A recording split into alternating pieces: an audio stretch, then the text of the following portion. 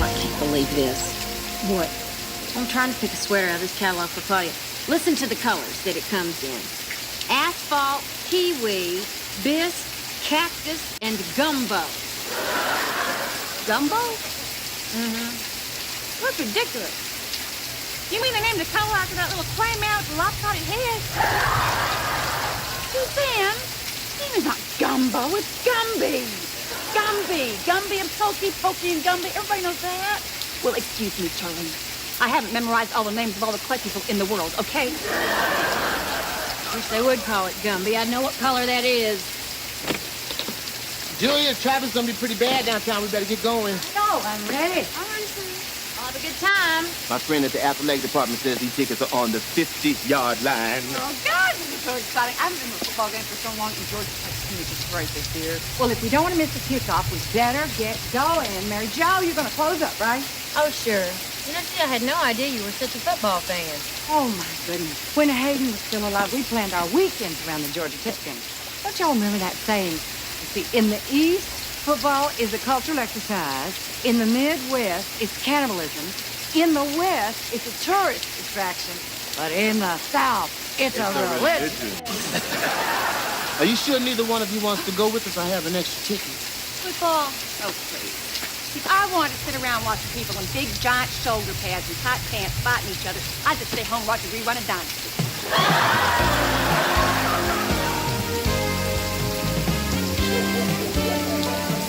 I'm serious, Mary Jo. I think you should let me fix you up. I mean, here it is Friday night, and what are you doing? Well, Claudia's picking me up in a few minutes, and she's going out later tonight, so I thought I'd just look through some of these catalogs, see if I can find a present for her. Her 18th birthday's coming up. Claudia's going to be 18 already? I can't believe it either. I mean, I still look at her and I see a little girl. She and her friends get all dressed up and they get their makeup on, and they all look about 25 years old. And they go out to the clubs, meet boys. And I just worry. I mean, she can make herself look sophisticated, but she's 17 years old. And I worry that maybe she might be starting to get involved with older boys, 19, 20, and... I mean, I know that's just 2 or 3 years age difference, but, 2 years is a lot when you're a teenager. You know how that works. What do you mean, like dog years? Sort of. Well, I'm sorry, but I don't see the problem with somebody dating somebody 2 years older. Suzanne, you don't see the problem with dating somebody 52 years older. Hi, Mom. Oh, hi, honey. Give me a second here. Thanks for letting me use the car this afternoon. Oh, sure. Hi, Suzanne. Suzanne, you'll close up, won't you? What do I have to do? All you have to do is turn the lights off and lock the door. Oh, all right. I have to do everything around here.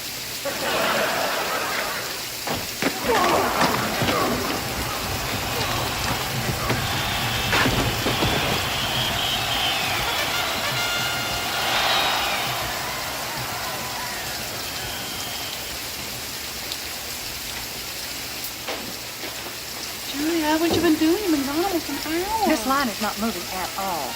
Maybe you ought to just forget about it. I need to use the restroom. I would like to just forget about it, but that's a little difficult sitting in the stands with 25,000 people who are all yelling, go, go, go. Hey, there y'all are. I was just going to concession stand. Can I get you anything? No, thank You you. sure? Cola, orange juice, root beer, Fresca, coffee, juice, sparkling water? No, thank you. Oh, yeah, I'm going to go in the men's room right quick. You know something? I'll bet this is why women never get real interested in football. We never get a chance to follow the game. I mean, we see the first play, we come and get in line here, and if we're lucky, we get back to our seats in time to see them shoot off the final gun. Y'all ready? How did you do that? Do what? Just walk in and walk out like that. Why is there never a line in the men's room? Well, I can explain that. That's because men go in there, they take care of their business, they get right on out. They don't stand in front of the mirror going, Bill, does this shirt make me look too fat? How about this belt? Does it go with the pants? Does anybody have any mustache like I have some? Oh, I look terrible. No, you look great. No, I am a mess. Anthony, we get your point. I mean, there is no primping going on in there. Half the guys don't even remember to zip up until they're back outside. You know something? I've noticed that. That's interesting. Now, no woman would ever wait till she got back outside to zip up her pants. I mean, of course, occasionally one of us gets her dress tucked up inside her pantyhose, you know, but that is almost always an accident. And in addition, excuse me for possibly being indelicate, but men can go anywhere. Yes, Anthony, we know. You know, I never thought about it before, but this is probably the reason why men rule the world. Women are too busy waiting for a stall to open up. Interesting theory, Anthony. However, I hasten to remind you that they do not award a Nobel Prize in Literature just because something is written in the snow.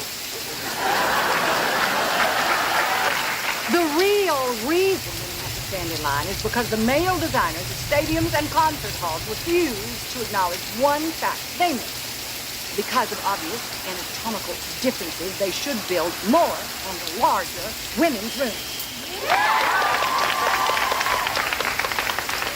Well, sure, that's true, but I mean, what do we do till then? All right, I can tell you what I'm going to do. All right, now hear this. Women are coming in. So zip up those zippers, buckle those belts, wash those hands, and hit the road.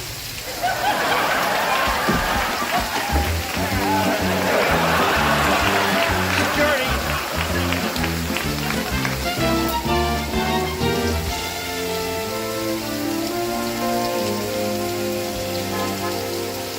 Bye, Mom. We're going out and then I'm staying the night at Kelly's. You said it was okay. Wait. 1 minute. I have one question. Who are you? No, I mean, this afternoon you're running around in pigtails and jeans, and now you look qualified to be an honorary Landers sister. We gotta go, Mom. I don't think so. Yes, I have to do when a boy picks you up, he does not honk at the curb. He comes in, and I meet him. Come on. What? The reason you don't want me to meet him? Hmm? The older? 19, 20? I don't know how old he is, Mom. I barely know him. I met him last night at the club. Claudia, I just want to meet him. You're gonna interrogate him. You can do it by yourself. I'm not going to interrogate him. I just want to talk to him. Get this. Hi. Is Claudia ready?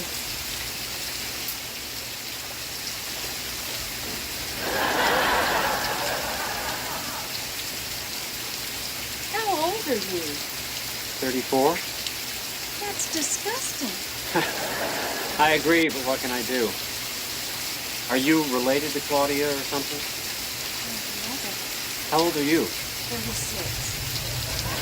How old is Claudia? 17. Oh my God. As if you didn't know. Excuse me, but that girl does not look 17. She looks more like 25. She does not. She looks 17. She looks exactly 17. Any fool could see that.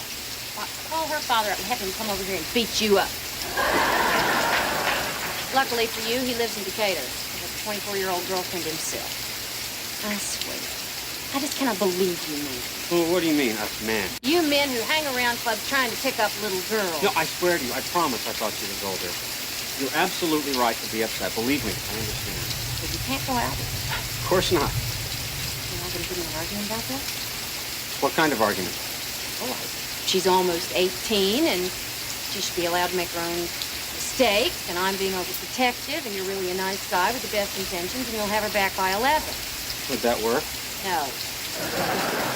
I'm sorry, I'm just a little confused about this. It's the first time something like this has come up. You think I'm being overprotective? Well, you don't know me. But the truth is, I am a nice guy. And what are you doing in clubs trying to pick up women? Look, it's not by choice. Where am I supposed to meet women?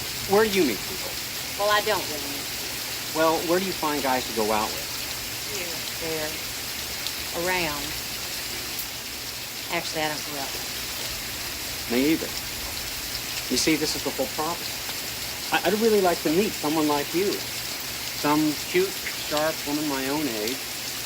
Where are you all? I mean, I'd give anything to meet a woman like you. Really? Hey, I moved to Atlanta 2 years. I work in an engineering firm full of men. I don't like fix-ups, so I have to rely on these chance meetings. You understand that? I'm not shy. I don't want to go out with teenage bimbos. Are you calling my daughter a bimbo? No, I'm just... Look. Are you doing anything tonight? Well, paying a few bills, but I'd get you a couple of catalogs. Maybe check the dog's teeth for plaque. You're supposed to do that. Why don't we go have a cup of coffee or something? Are you asking me now? Well, yeah. I thought you had a date with my daughter. Oh, I thought you said you weren't going to let her go out with me. I'm not. Well, then how about it? So I see. I'm your second choice. No. You're my first choice. Oh, so my daughter's not good enough for you, huh? She happens to be a beautiful girl. Yes, she is. She's very beautiful. Pervert. Well, it doesn't look like I can win this one, so...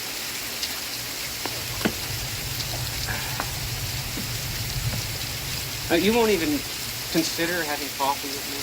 Let's not be too hasty. There's still a few female members of my family you haven't met yet. There's a grandmother, a couple of aunts to choose from. Look, I left my car running. Why don't I go park it and then we'll talk?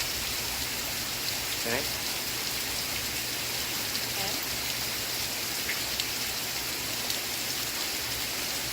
Just don't say anything, okay? I knew you were going to send him away. I'm going over to Kelly's University tomorrow. Claudia, wait a minute. I knew you were going to hate him. Claudia. Don't exactly hate him. So, what about that cup of coffee? Okay. But this is not a date. Oh, absolutely not. You know, I'm really glad I met you. This has been very educational for me. How? Well, now I know why Claudia's so cute.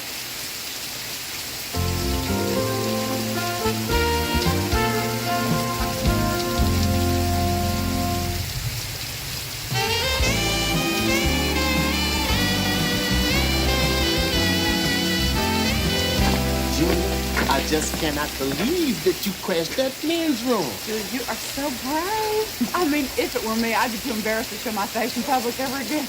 Well, Charlie, it's not like anyone's ever gonna know. Hey, I know you. You were in the men's room. Yes, I was. Nice to see you again. Shirley, you're famous. All right, let's just change the subject, please. Well, what'd y'all think of the game? I was surprised the kicker missed that easy field goal. Now, I don't know why you would say that. After being in the men's room, I would think that you would know some of us don't have very good aim.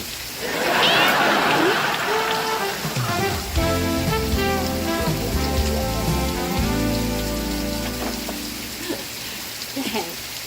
I had a really good time. So did I. So, do you mind if I call you sometime? I'd like that. Let me get you the number. He already has it. Claudia, I thought you were staying up with Kelly. Oh, that's sick. What are you doing with him? Well, I just felt so bad that, I told him that you all couldn't go out, so we just went and had a cup of coffee and then kind of smooth things over. Mother, you went out with him? Claudia, it was not a date. That's why you wouldn't let me go. You wanted to. Maybe I should just go now. Mary Jo will call you. What? Tell you, look, I've always tried to be very honest with you kids. I mean, the truth is, he's not an appropriate date for you because he is 34 years old. But he is an appropriate date for me, so I went out with him. And I would have told you, but you ran out the door. You are the two most important people in the world to me. I would never take his side if you had any feelings for him. But you only met him once for just a few minutes, and as strange as I feel about it, I did think about it. And I don't think that I did anything wrong. Do you understand that? No.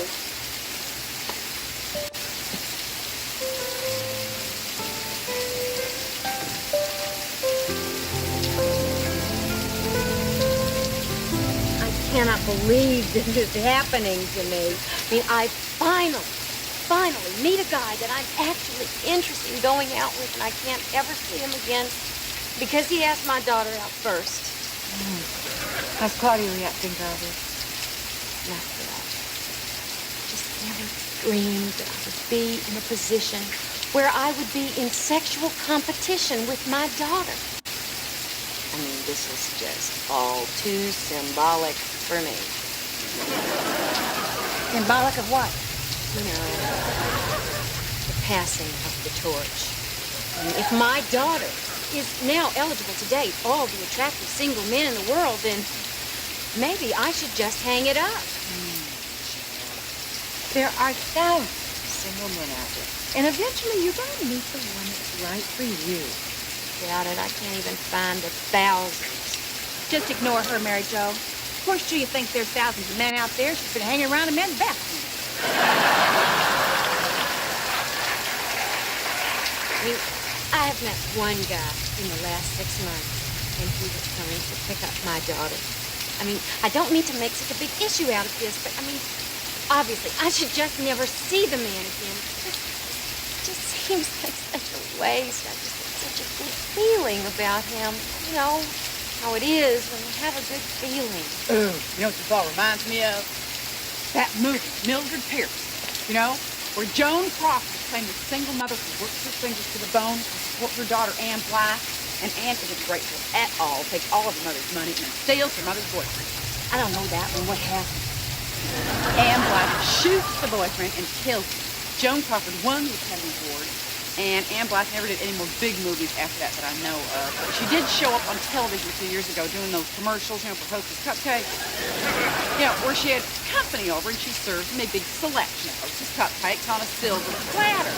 It wasn't very convincing, and she kept saying she was Anne Blythe, and even put her name up there on the screen under the picture, you know, Anne Blythe, Hostess Cupcakes. I still don't think the cupcake buy in public was all that impressive. I mean, don't you think that is embarrassing when somebody does a celebrity endorsement, everyone's going, who are you? I mean, it was like that woman who did those Peel Park commercials, Rula Lenska. I mean, I know that was a few years ago, but I mean, to this day, I still wonder, who is Rula Lenska? And I wonder, what is she up to today? Go on with what you were saying, Mary Jo. Well, there's not much else. Claudia's not speaking to me. Naturally, she thinks that I'm forbidding her to date Jack so I can have him. Well, aren't you? No! This is a principled decision on my part. 17-year-old girls do not go out with 34-year-old men. As long as she is 17, she's going to have to do what I say. When she's 18, that's a different story. I've always said, when you're 18, you can date whoever you want. When's she gonna be 18? Tomorrow.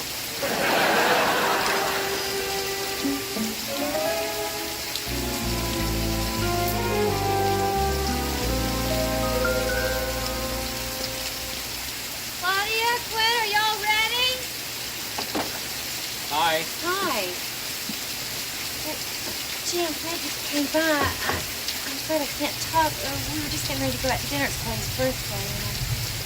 I know. She invited me to come with you. You didn't know? No. She just asked if she could bring a date. Claudia? Jack's here. Do you feel awkward about this? I mean, she could have told you she was calling you. No, it's fine. She wants. When I was 18, I was married. Not that I would want her to be there. I'm sure. I thought about that before I was married when I was Claudia's age. I thought I was so old. Now I realize I was just a baby. Well, 18 is not exactly a baby. It is when it's your baby. I'm ready. Hi, Jack. Hi, Claudia. Jack, would you excuse me? Sure. Claudia, I just want to say happy birthday. You already said that to me, dear. Yeah, I know. You're not mad about me calling Jack, are you? No, I wish I had told you. And I guess you wish that I would have told you because we're not talking so. We're even. Oh, this is so awkward and embarrassing. Mom, I just want you to know that whatever I do, I would never try and take something away from you so that I could have it. Oh, God. I would give my blood for you. I would give my life. I would even give up the last attractive, heterosexual, single man my age in Atlanta. You know, you two are making me feel like a piece of meat. Must be Mark. Mark? Hi, Claudia. Hi, Mark. Mom, this is Mark. Hi, Mark. Claudia, your mother's getting a headache. You want to tell me what's going on? Jack is your dad. You. I knew after that fight we had, you'd never go out with him again, no matter how much you wanted to. And you don't mind? Yeah, I thought about it, he really is too old. I didn't know he was 34. First thought was dark. I thought he was more like 25. So you decided to sell us out. Yeah. You haven't met anyone you'd like to love. Let's face it, Mom, you're not getting any younger. Let's face it, none of us are. Quit! Everyone's here. Let's go. I cannot believe you heard that. Hey, I loved it. So, where are we going for dinner? Well, why don't we go to that restaurant where you and Claudia met? Why? I think I'd like it there. Apparently just being inside of it makes everyone look 25.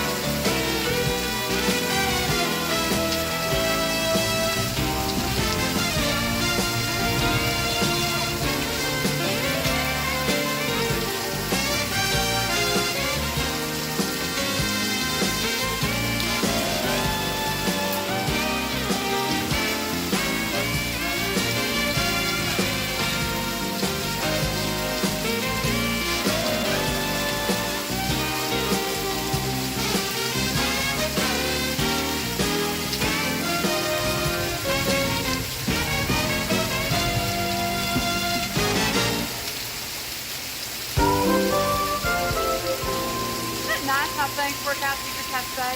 I mean, here we were in the middle of the slow season, and just when I was starting to worry, boom, we get to do a whole hotel. You know, you just feel sometimes there's this overpowering presence watching over you. Yeah.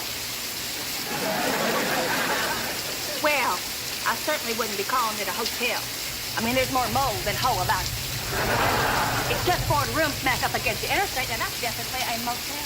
Is that bad? Well, fine if you're a bunch of hillbillies traveling to Rock City with a bunch of kids in the backseat playing license plate bingo and eating cold biscuits out of wax paper and stopping at Sucky there at 5 minutes for taffy.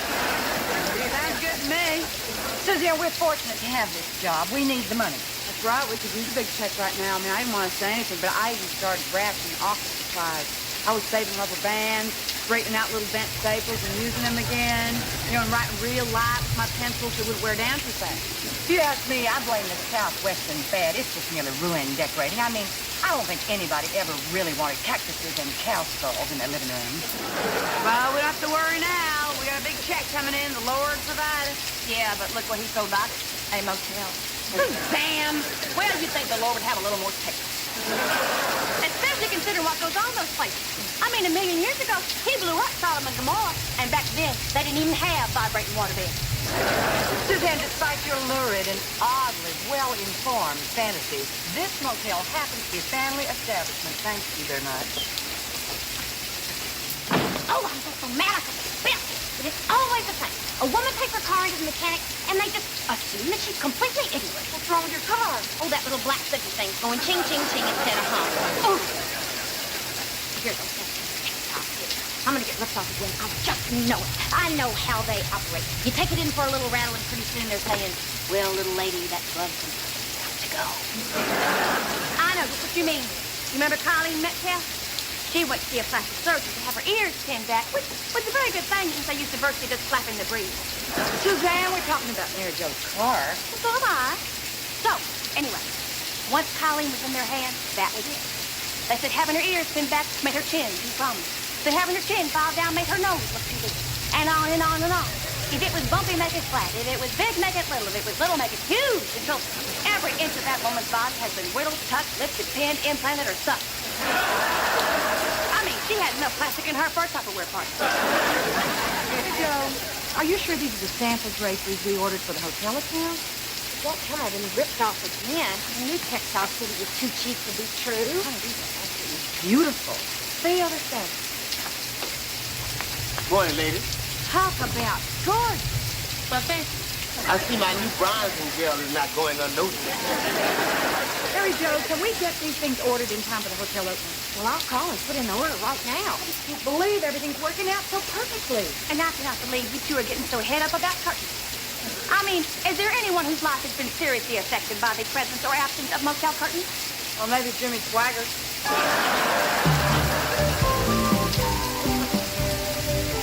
I know, but I dropped it off by the garage again this morning because the noise is still there. As a matter of fact, it's worse. Now after it chings, there's another noise. All right, it goes whoppa whoppa.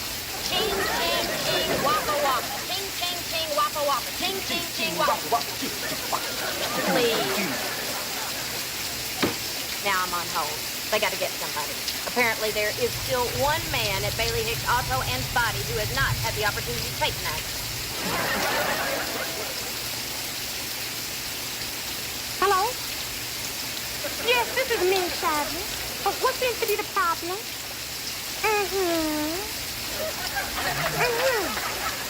Well, now I'm just a silly little old woman thing. I don't know nothing about nothing. But that knocking sound is probably a loose rocker arm, but it might be a bearing or faulty piston, so check on the tube. Now, I assume that you've already checked the oil, so it's not the hot rod, it's lip fluid. Yes, you do that. What? Well, I'm sorry, but I'm busy Friday night. I've already seen Tucker. What? Oh, get along with you. Shut up.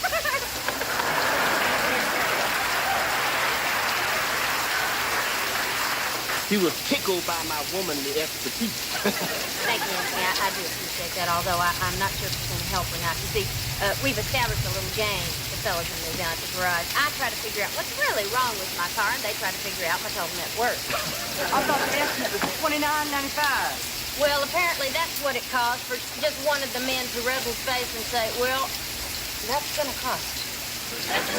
If I might interject, I have some very, very important news from the transport and delivery department.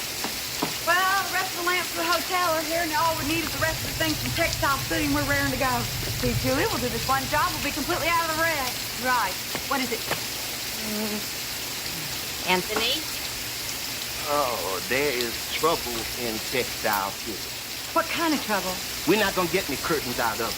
The whole place is shut down. The workers have gone out on strike. Oh, Lord. Oh, no. Oh, people. I mean, they won't be able to work and buy money for food. They're on strike. If we can't get our curtains, we're going to lose this hotel job.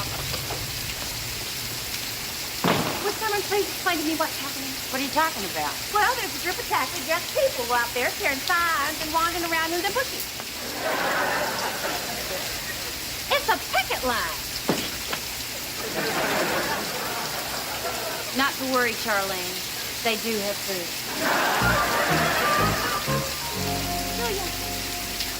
Julia, But how come those curtain people are picking it up? for the same reason there are floods and pestilence. For the same reason there are plagues of locusts. For the same reason tornadoes always hit trailer parks. Well, that was an interesting way to start the day. Running through a line of strangers calling me the evil, money-sucking, cash-pouring decorator monster. I thought I'd snooker them by going around back, but no flies on them. They had a platoon ambush me by the back door. What's with her? Oh, she was up all night, phoning around, trying to find someone to fence those curtains for us. It's just a big grouch. She just woke up on the wrong side of the bed. Where's that coffee pot gotten to? You're welcome. I made the blueberry ones myself.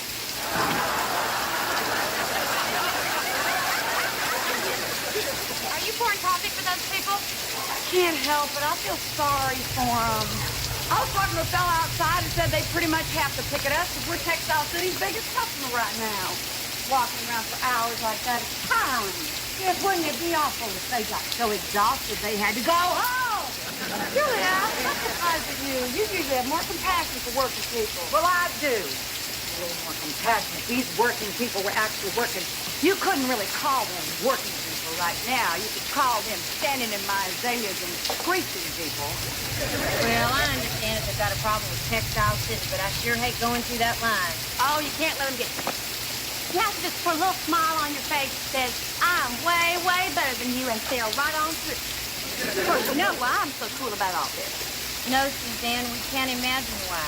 I've been through this 100 times. There were always protesters just like this outside of every pageant.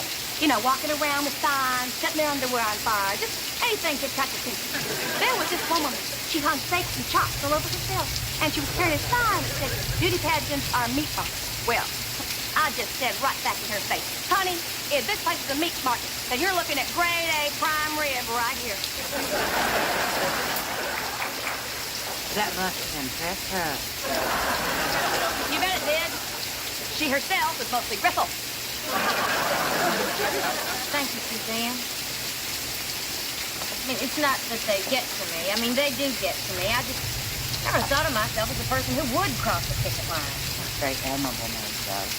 I myself have been distinctly pro-labor all my life, except for a brief period this morning when I had to shoot my windshield. But if we can't get the curtains in, the hotel doesn't open, and all the people in the hotel lose work, so it's complicated. I mean, I know y'all think it's inappropriate for me to give them coffee, but it's just that two of my brothers and one of my sisters work in the ink factory back home, and I know how hard it was for them to even get a union. A lot of people got fired, and one fellow even got beat up real bad. And everybody in town was saying the ink workers were no better than Russian communists. And all they wanted was 10 more cents an hour. 10 cents! I remember my little brother coming home all just frazzled and worn out, covered with ink. He was working in blue that year. He looked like a smurf. And him saying, it's just a lousy dime. I guess I just never thought I'd be on the other side, but I am now. I'm management, stealing dimes from smurfs. Do you think that they would talk to us? I mean, if it's something small, if it's just a dime an hour or something, I mean, maybe we could talk to the strikers and help work something out. I'm leaving right now. You're going to have all that riffraff in this very room, and Charlene's going to start serving them Coca-Colas and making them brownies. And we might as well turn this whole place into a big USO for the AFL-CIO. It sounds like a Tammy Wynette song.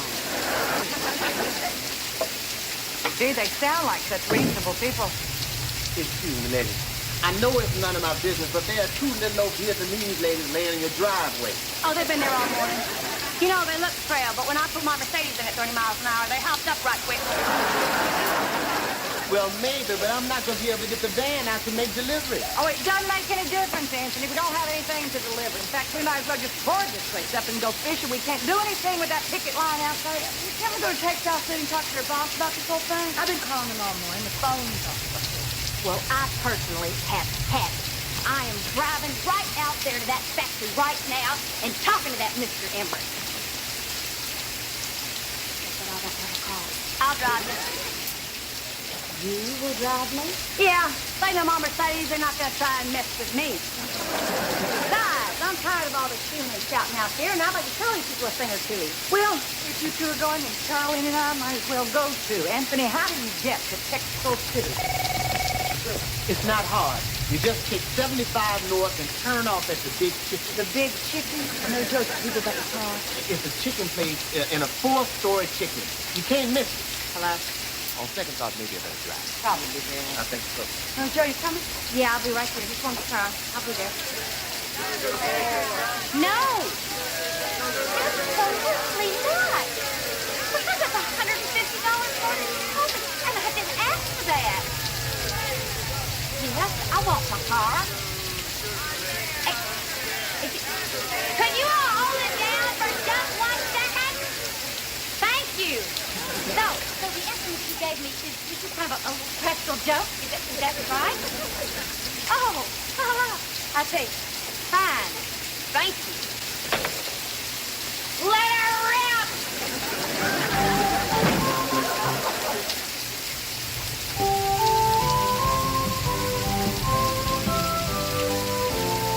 You sure it's the right place? Nobody's here. Yeah, this is it, all right. Usually this room is crammed full of little women and big sewing machines. These people are curtains. We're almost finished. Well, we came here to talk to Mr. Emery about his labor problems. He is obviously not here. We should just leave. Yeah, this place is kind of spooky. It's like some ghostly workroom where all the workers have mysteriously disappeared and spirited away by some unearthly force. You might just stand here, all the lights will go on by themselves, and all the machines will go on by themselves. Charlene, for Pete's sake, stop telling those stories. You're just gonna scare yourself. I say we just take our curtains and hit the road. Then we cannot just take our curtains. We're not even supposed to be here. Anyway, what good would they do? It's unfinished. Well, let's finish them. You so, don't you, Charlene? Uh-huh. Mary Jo, that is a crazy idea. Julia, we are desperate. We have got to have these curtains. Now, Charlene and I sew. These places use mostly unskilled labor. Suzanne is unskilled. You may think that I resent that, but I don't. I am proud to say that none of my social circle has skills. Come on. How hard can it be? Charlie! Suzanne, I told you not to lean over so far. You're throwing your hair in the curtain. Sorry, Charlene, I'm not a seamstress. I'm only free to do this to get out of this hellhole a little faster. I had a crick in my neck. Can't see very well either since my bulb burned out. Well, Julie would have to get a new one, and Anthony's saying about turning the heat up. I kind of like it cold. Keeps the rats in their holes. Can we please stop making those rat representations? Suzanne, that wasn't a rat you saw. It was just a little mouse. Like Mickey. You like Mickey Mouse, don't you? Charlene, don't take it on me. That wasn't Mickey Mouse. That rat I saw, he wasn't wearing little pants and shoes and gloves. He was eating a candy wrapper. Mickey Mouse was running around pushing that kid in a garbage can eating candy wrapper. Wouldn't it be great if we did? I mean, you know, if the guy that wears that big mouth and acts like a real roach, you know, instead of shaking hands and having his picture taken with your kids, stole candy and shit under things. Hey, John, you're getting hungry. I think we need something to eat. Forget about that lunchroom. The closet with 2 old vending machines. I just had a Butterfinger with a little fur coat on it. I don't care, I'm starving. Here, Charlie, I'm through. I have to go get me some pork rinds or something nutritious. Suzanne, we can't use these. They're all crooked and they're sewn on the wrong side. Oh, no. Mine, too. No! Oh, I think mine's okay. Hello? Hi. Are you working here now? Yeah. Just for today. Oh, me too. That's good. You think so? Yes, you'll get your 50 cents for that one. 50 cents? Are you telling me that 3 grown women just work 4 hours for 50 cents? I once had a man offer me $400. That's not Suzanne. Come on. Take a little break. We'll blow a week's pay on some pork rinds.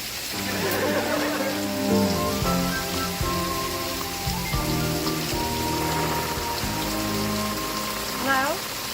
Hello? I'm looking for my friend. Some lady just went out for pork rinds. Yes, that would be them. Mr. Emery lets me use the machine here sometimes. I don't have one at home like the other ladies. Well, that's nice. That he would let you do your personal sewing for yourself, even though you're on strike. That is your personal sewing, isn't it? Yes, ma'am. It's personal. I do these curtains personally myself, every bit. My daughter helps me finish the hems, though. She's a big help for a little thing. One week we did 25, her and me. If we could keep that up, we could even buy a Chevy Chevette with the extra money. Sugar baby. Oh, Margaret. But I need Go to home, Margaret. Oh, please. Mrs. Sugarbaker, I have wonderful news. We may be able to fill your order after all. At least about 80% of it, but it will be there on time. That's amazing. You're a miracle worker, Mr. Emery. How do you do it? Well, I have my ways.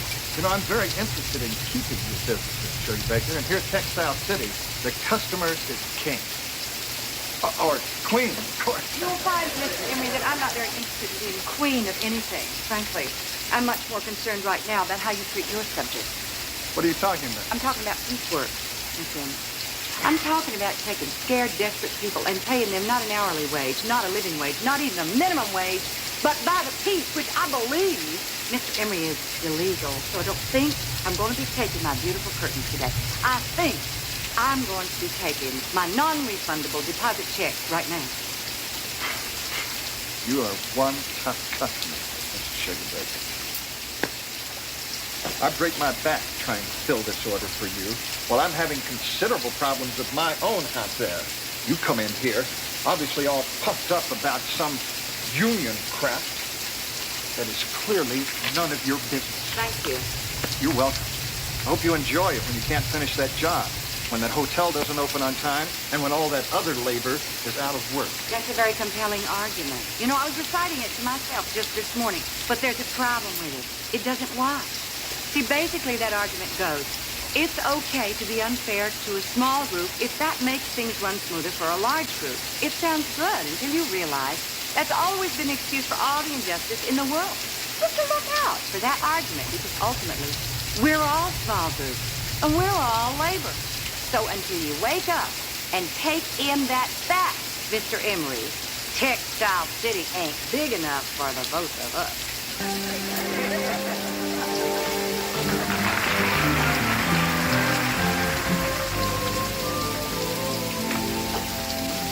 Good Lord, what time is it?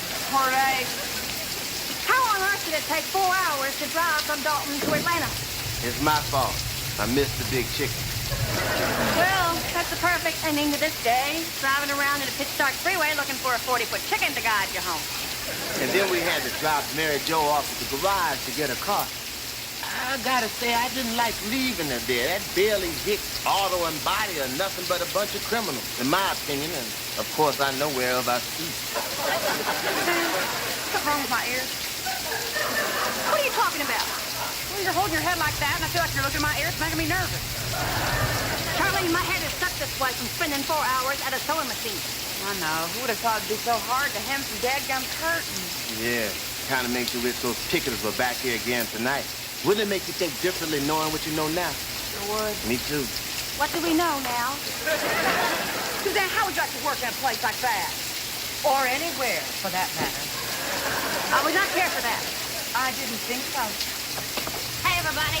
Hi. Hey, Mary Jo. Well, I just phoned. Told Jack Gilmore we can't do his hotel, so I guess that's that. Did you get your car out all right? Well, let me tell you about that. I went in there to Bailey Hicks Auto and Body, and they said, well, Miss Shively, your final bill is $506.31. And I thought to myself, when am I going to say no? At what point am I going to say, that is too much? What is my breaking point? Well, I'll tell you what my breaking point is. My breaking point is $506.31. Now, I would have been happy to pay $506.30, but they just got cocky. They just went too far, and I said no. And it felt real good. Hey, Joe, they're just going to hold your car hostage. You won't be able to visit it or anything. No, I'm going to get my car. They're open late tonight. We're all going to get the car. Are we gonna eat first? Nope. We're going to go over there to the Auto and Body, and we're going to throw a picket line up over there. And then we're going to march and chant, "Free the Shively Volvo! Free the Shively Volvo! Free the Shively Volvo!" That's good, that's good. And you might just make use of these a little, too. Mary Jo. Now, Judy, we're not doing this just for ourselves. We're doing this for every woman who ever went into a garage and just took out her wallet and said, "Here." Well, okay, for those women And the little guy. And the smirk. Well, I'm sorry, but I've had a very difficult day, and I do not feel like marching around in a circle around Bailey Hicks' startling body. I'm too tired. Oh, all right. But I'll get to lie down to the driveway. That's our girl. Breathe it down the ball. Breathe it down the ball. Breathe it down.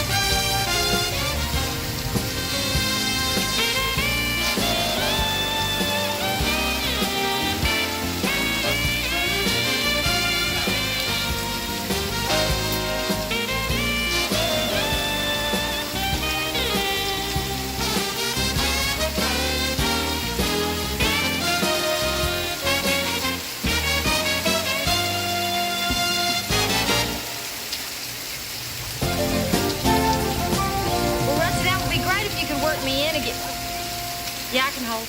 Don't mind if I'll keep this in the refrigerator. Get some extra mother's milk for Olivia. That way, if we got to lunch, we won't have to hurry back. No, that would be fine. Thanks, Rusty. That would be great. Well, I appreciate it. The clean lady will be home all afternoon. Bye-bye. Oh, it sounds like you're going to get your dining room light put up today after all. Probably won't be finished till midnight, slow as he is. You should have asked Anthony. Oh, this requires an electrician. It needs to be rewired. Glad I won't be home today, so I don't have to look at Rusty's backside. What do you mean? I mean, this guy wears his pants down to here. You ever notice that? I don't know about you, but every maintenance man I have in my home wears his pants at that level. I mean, like it's some kind of union rule or something. I know, you're right. I've never heard anybody bring that up before, but that is the truth. Bill uses this carpenter sometimes named Vernon, and his pants are always way below the equator. You know, I just want to stick some flowers down there or something. Charlene, do you all mind? Well, Jay, it's true. This is a cultural phenomena that has been completely ignored. And you know what is the most incredible part? That these guys walk around like this all day long in front of people, and they don't care. I mean, can you imagine if you had to come to work with your pants like that? I mean, the line of demarcation is just completely out of the bag, okay? And you're walking around, meeting clients, going to lunch, laughing and talking. Nobody says anything about it, and what's more, you don't care. I know. Well, a woman would never do that. You know, I think it must have something to do with testosterone. You know what gets me is that nobody questions it. You know, if a woman walked around like this, why would she be arrested? But I think it's mostly blue-collar men. And that's another thing. Why does this never happen to male executives?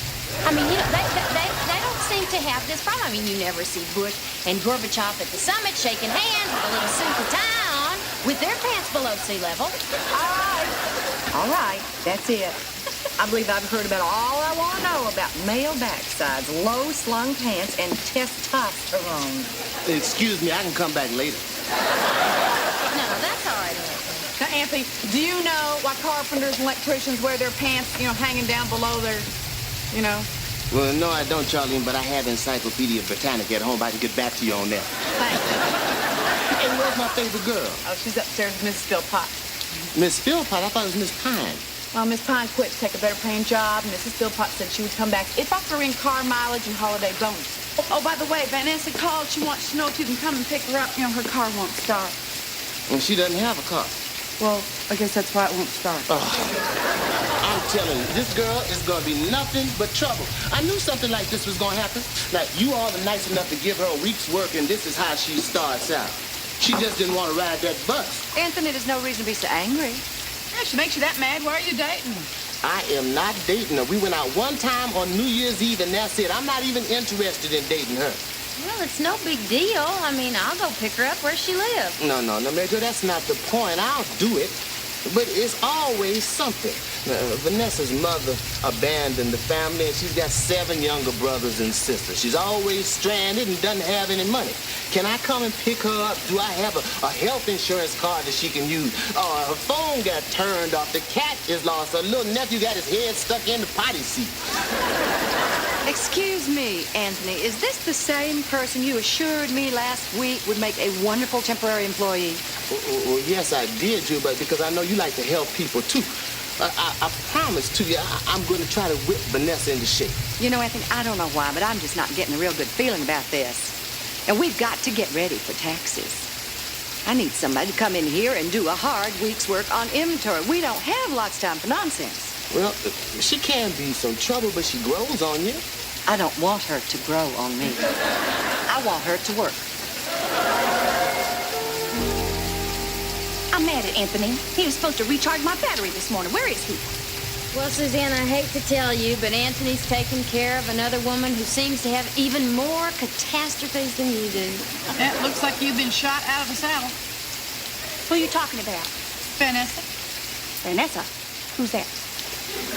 You know, that girl he had a date with New Year's Eve. Oh, please. Nightmare on Harlot Street? He doesn't care anything about her. Well, he just went to pick her up. What for? Because she's helping us with inventory this week. I cannot believe this. Judy, you mean to tell me you wouldn't hire that Tina Turner person to work here? Without even consulting me? You were at the beauty shop. Well, this girl doesn't know anything about inventory. Well, she's had a job before. Where? Well, I don't know, Suzanne. You know, she was laid off. I'll bet. Laid off, being to keep brave. Sugar Bakers? I'm sorry, he's not mad. Take a message. Oh, hi. Okay, I'll tell him. Bye. Well, another precinct heard from. That was Lita. She wants me to remind Anthony that she's coming by today to pick him up, take him to lunch. Well, he's playing it kind of fast and loose, isn't it? I mean, he's got one girl on the way here, another girlfriend who's coming to pick him up, and another one who's mad at him. Very funny. Well, excuse me, what's the cat doing off my milk? What do you mean, your milk? Well, it's the milk I expressed for Olivia.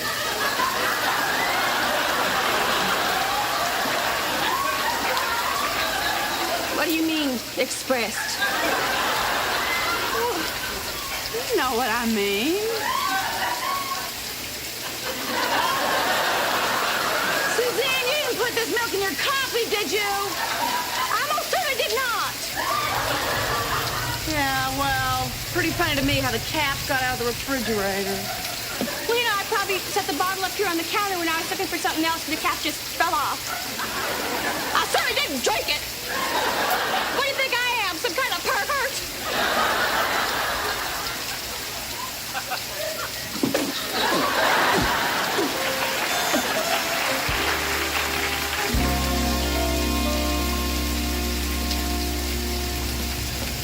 And as you're organizing all the furniture receipts, it would help if you divide them into categories. For example, love seats and settees belong with sofas. Are you sure? I thought a settee was one of them French toilets. Now, I stayed at a hotel where they had one once. No, that's a bidet. That is a settee. But don't you worry about it, Vanessa. It isn't necessary for you to be familiar with all the items. Let's just organize the receipts month by month. You do know the months, don't you? I sure do. I even know February. A lot of people get fouled up on that one. Say, do you have a safe where I could keep this?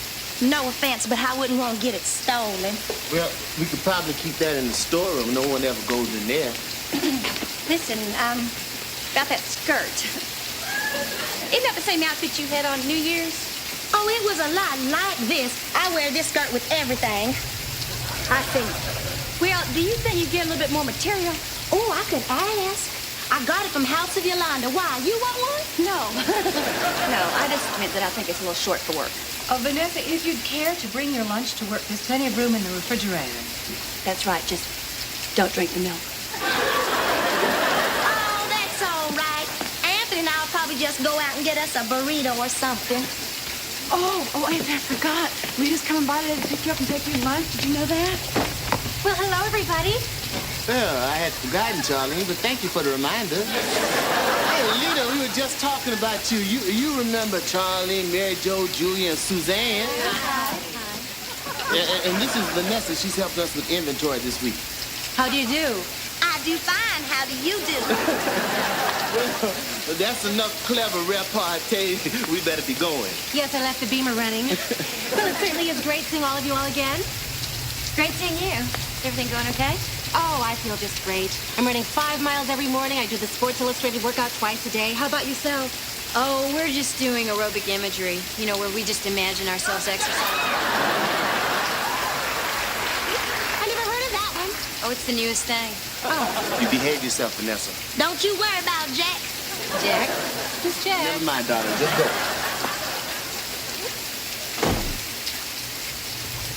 What's a beamer? That's Lita's way of saying BMW. Oh, thought it was a zit. Well, Mrs. Philpott just got Olivia down for her nap, so I guess we can all go to lunch, too. I don't like it. You don't like lunch? No. I don't like anybody going out with the man who's going to be the daddy of my children.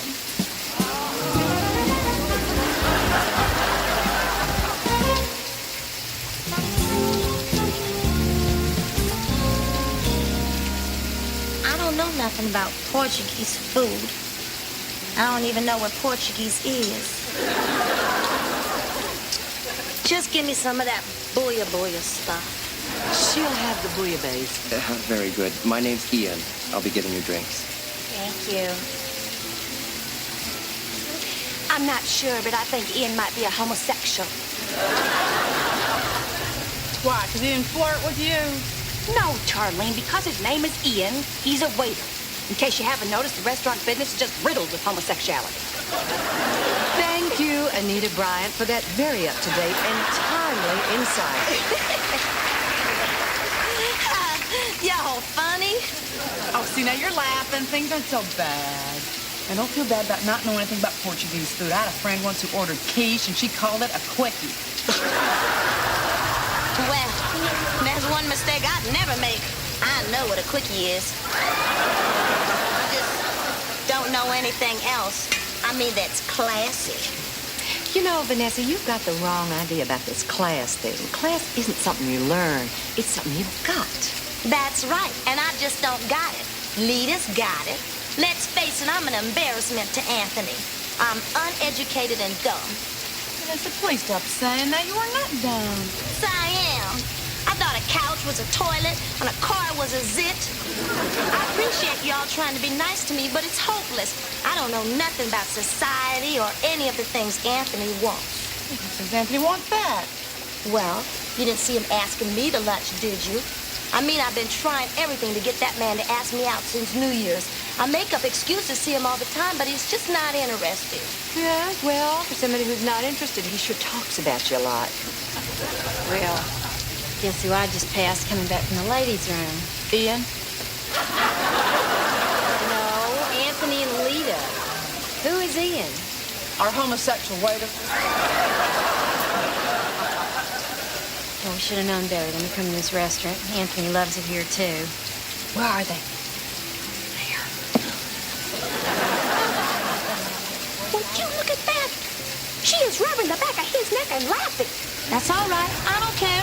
She wants to start trouble with me. I got a switchblade. Vanessa, I don't think it'll be necessary to use a knife. Tell me, do you actually have that knife on you? Yes, ma'am. Well, actually, it's just a fingernail file with a little extra hardware on it. Oh, could I see it, please? I'm interested in weaponry. I have a gun myself. one of them toll-free numbers on TV. I do it all the time. And if you keep moving, you don't have to pay for it. Really? That's interesting. Ooh, look at there. Rhinestone handle. Oh, I like that. Suzanne, put that thing away.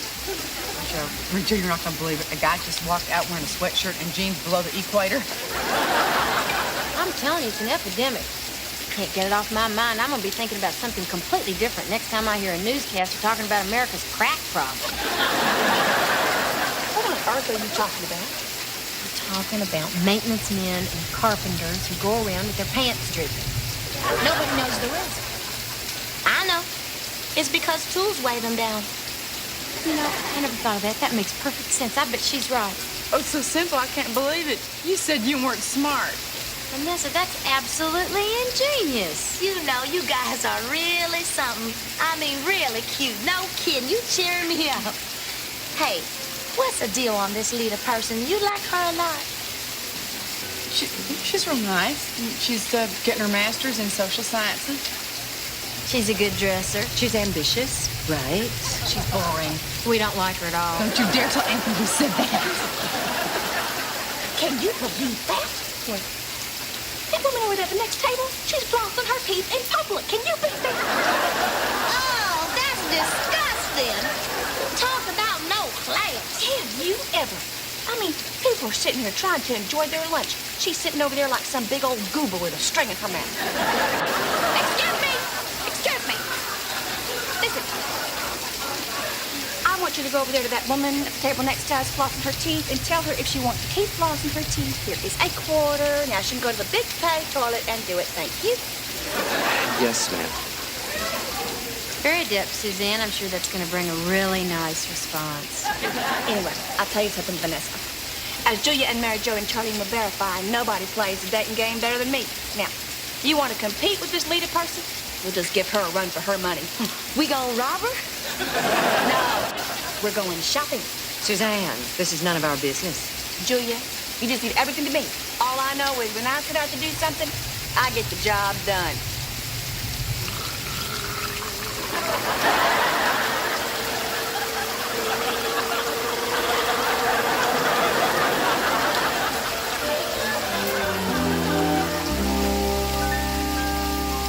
So why is Suzanne picking up Vanessa? I don't know, Anthony. I guess since they went shopping together yesterday, they now seem to think they're friends.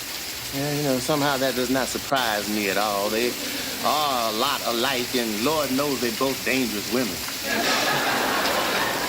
It's funny, but I get the same feeling around Vanessa that I always get around Suzanne. What feeling is that? Well, it's kind of like that feeling that you get when your car stalls on the railroad track, and even though there's no train in sight, you still feel kind of uneasy about it. What kind of feeling you get around Lita? Well, I guess I feel like my car just stalled, period. That's what I thought. Damn, Julia, I do not want to like this girl. She's everything I work to get away from. So get away from her. It's not that easy. She gets to me. She walks in the room and I light up. I hate that. And just when everything is going so good, I mean, I must be one of those kind of guys that's not happy unless he's getting off the Titanic and boarding the Exxon Valdez. Well, I know when a woman gets a man to cussing, he's usually in trouble. I'll never forget the first time Reese Watson called me to tell me he definitely was not going to be falling in love with me. That's when I knew there was nothing left to do but reel him in. You know, this is no small thing, this getting involved. Vanessa's pretty screwed up. On the other hand, she's got a lot of possibilities. Well, you didn't start out where you are now, and here you are. I could be screwing up my life, or I could be making the best decision I'll ever make. I put my money on first one. Why don't we want what we need? I don't know, Anthony. Why do fools fall in love? Well, good morning, all. Good morning. How are you, Vanessa? I'm fine, Anthony. How do you do? Anybody want coffee? I'll just get my own, thank you. By the way, Mrs. Sugarbaker, I just wanted to say that whenever you're ready to discuss today's agenda, I'll be over at the disposal. No, you'll be at her disposal. That's what I say. Vanessa, I can't quite put my finger on it, but you look somehow different today. I do? Well, actually, these are my new career clothes. But I still got that underwear you like, you know, with the hearts cut out. Well, I think Suzanne and I will just go upstairs and take a look at Olivia. Hi. I've been looking at her since she was born. She hasn't done anything yet. Anthony, would you like to get Vanessa started? Oh, I'll be happy to. You look very nice, Vanessa. Thanks. Would you care to have sex? Well, no, I would, but not now. Listen, I want you to stop asking me that all the time. Well, don't stop asking me completely, just not all the time. Once every day or so will be just fine. And don't ask me in public. Okay. Would you like to have sex now and then not have it again till tomorrow? Listen, Vanessa, that is not the only reason that I care about you. It's not. No, of course not. Don't be a dummy. Oh, I can't help it. I am dumb. Oh, no, you're not. You're very bright. Oh, right. I guess I told you about the carpenter's payment. What? Oh, never mind. It's just that everyone's trying to make me feel good. Yeah? So how you feel? Good. Listen, I want you to do me a favor. You know, these are the people that gave me my first break. Well, I want you to do the best job you've ever done on any job that you've ever had. And then tonight, I'm going to buy you a steak and we're going to have a nice, long talk. We are? That's right. If you're going to be with me, Vanessa, there are going to have to be some changes. I'm talking about starting school, getting a job, and acting responsible. Oh, you just give me goosebumps when you get bossy. I love you so much. No, Vanessa, I'm serious. I know. What are you thinking about? Nothing. I was just listening to the sound of you reeling me in.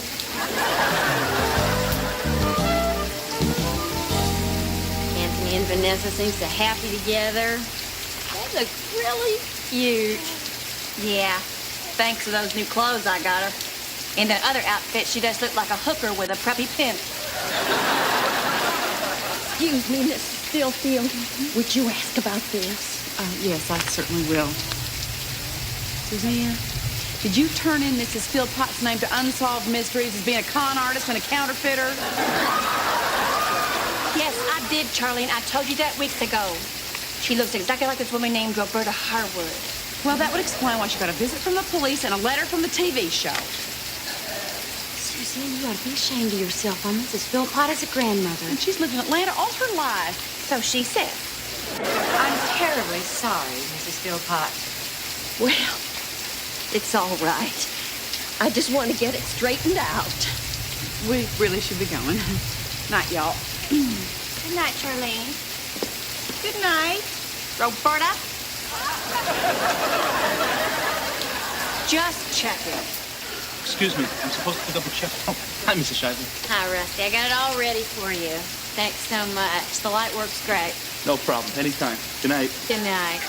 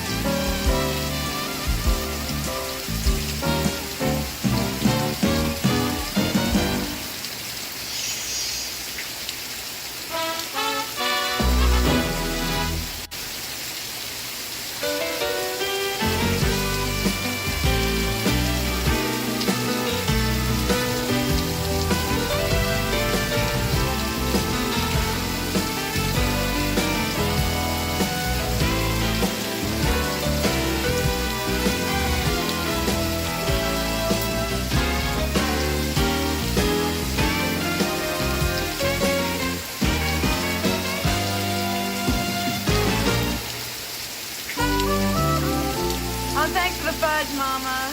Wait just a sec. Julia, how's the weather in Florida? Sunny and warm. It's sunny, Mom. This will be good flying weather.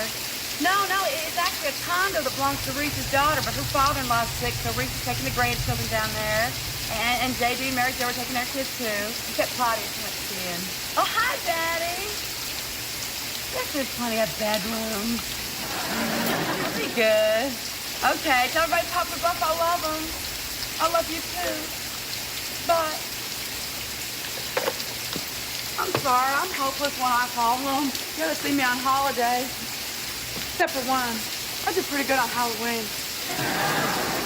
Anthony, don't forget to water all the plants. Check the alarm system. Right. Oh, and don't forget to stop by and take care of Noel. Suzanne, let me ask you something. In all the times you've gone out of town, have I ever forgotten to feed your pig? No, but she has kind of a new routine. I don't want you upsetting me. What routine? Well, every night we drive around the loop with the top down, and then I put the top up and we stop by the Dairy Queen. She gets a Buster bar, and then we go home.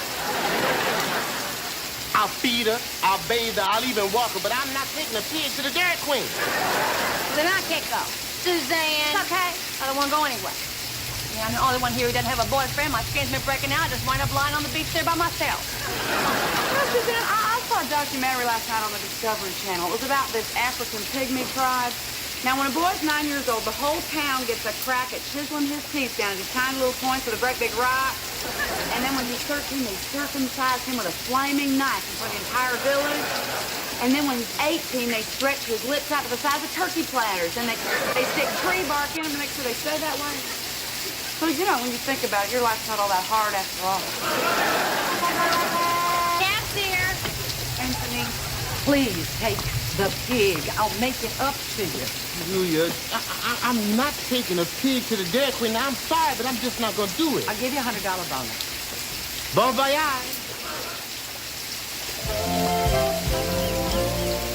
Anybody home? Whoa, look who's here. Boy, we about gave up on you. Well, the plane was late, and then they lost all Suzanne's luggage. They lost your luggage? Yeah, it's no problem. Took my high heels and a hotel towel down to the beach. Suzanne, quit being such a donkey. They said they'd find it. How could they lose anything so big and vast and heavy? Personally, I think it fell through the bottom of the plane. Probably wiped out a whole town. We should turn on the news. JD, old buddy, how you doing? I'm just fine, Reese. I just have to say, you're a brave man hosting a wild bunch like this. Oh, I'm going to turn it all over to you. I got a place down the road. Well, here comes the Air Corps. Hiya, Colonel. Hello, Charlie. How you doing, Reese? Well, Reese, where do you want us to put all our stuff? Well, we got 3 big bedrooms. And since the little ones are here, we're not going to have that same argument we had last time about where everybody sleeps. No, we don't want to get into that. Mercy, no. No, I just thought the women in that room, the men around there, the kids in this room over here, and the au pair girl would take the maid's room. Wait a minute. What is this au pair you keep talking about?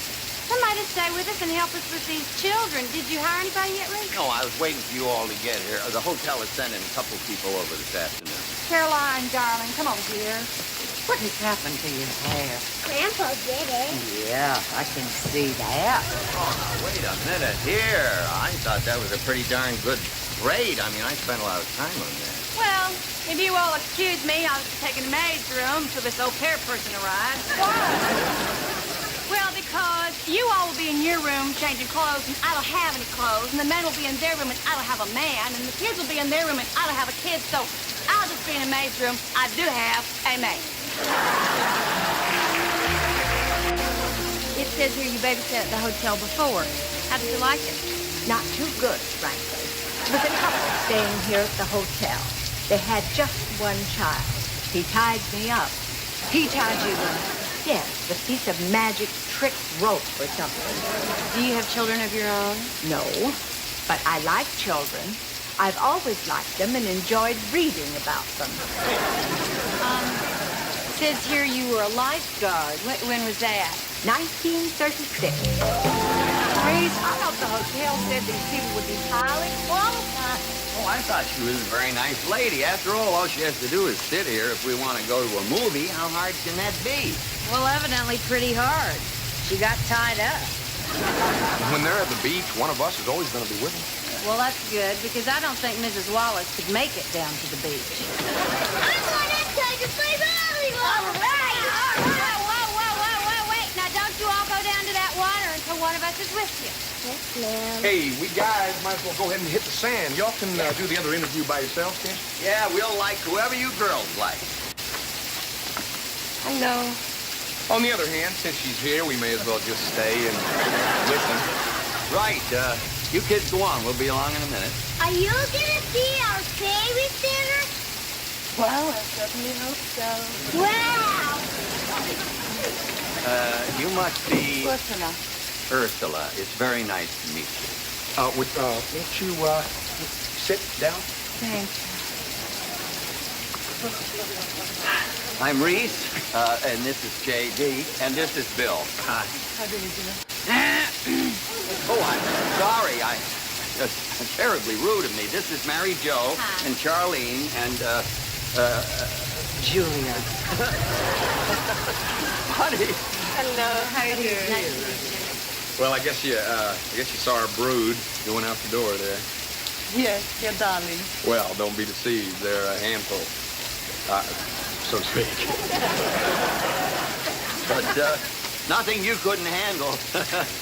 No, gracious, no. You look very capable. Thank you. So, Ursula, do you happen to have a resume? No, a top button. Just kidding. I'll look at your resume. Here, go on, Mary Jo. Boy, she's good with names. That's going to be a big plus with 5 kids. So, you have experience with children? Yes, well, I have a master's in child psychology. And I'm also graduated of the International Governance School in Oslo. My family has a long tradition of serving as governesses, including my mother, who was a wet nurse for the Royal Family of Denmark. Well, I'm going to have to get my glasses on for this. Oh, will you look at that? 7 languages. Well, that's very nice, but I don't think we're going to be here long enough for the children to learn a new language. Oh, don't be too sure. In summer, I teach Burley. You know, that's something I've been meaning to sign up for. Boy, me. You know, I've always said everybody should have a second language. I never heard you say that. Well, I've said it. You just weren't there. Do you swim? Well, I was on the 1984 Olympic swim team. That's good enough. I was wondering about cooking. Do you cook? Yes, I do. I'm a graduate of the Cordon Bleu in Paris. I had that feeling. Well, gee, we're talking to several people, and so we should get back to you very shortly. Thank you so much for coming. Thank you. Thank you. It was a pleasure meeting all of you. Oh, it was a pleasure. Take care now. Bye-bye. Well, now we know where they get the name au pair. Seemed like a very nice girl. Yes, she seemed nice. Oh, I think she was very well qualified. Oh, I did too. Well, Reese, I thought you liked Mrs. Wallace. Well, Mrs. Wallace is fine, Julia, but she's not on a par with this girl. I mean, after all, we're talking about a person whose mother was wet nurse for the royal family of Denmark. I tell you, that impressed the heck out of me. Well, she's a perfectly lovely girl, but I, for one, would be a little concerned about the children picking up her accent. Oh, that's true. Gee, I hadn't thought about that. Come on. You girls should come up with something better than that. What do you mean? Well, it's obvious that you women feel threatened by Ursula. You're trying to make up excuses. That isn't really a thing I've ever heard. For heaven's sake, we're just trying to hire the best possible person. Mrs. Wallace had such a nice grandmother feel about her. She did. I noticed that. I think children respond to that. Yes, they respond by tying her up. I mean, you people said it yourself. I don't get it. A couple of minutes ago, Mrs. Wallace was so old, so frail, she couldn't even make it to the beach. Yeah, I noticed that too. Now all of a sudden, Mrs. Wallace just keeps getting stronger. I got a feeling before the afternoon is over, she's going to be climbing Mount Kilimanjaro. Very good. Well, why are you laughing? This doesn't involve us. Charlene, it's just funny, that's all. I mean, obviously, Ursula makes you all feel very uncomfortable. I do not feel uncomfortable. Nor do I. Me either. All right, you guys think that we are just so insecure. We're going to call your bluff. How are you going to do that? She's hired.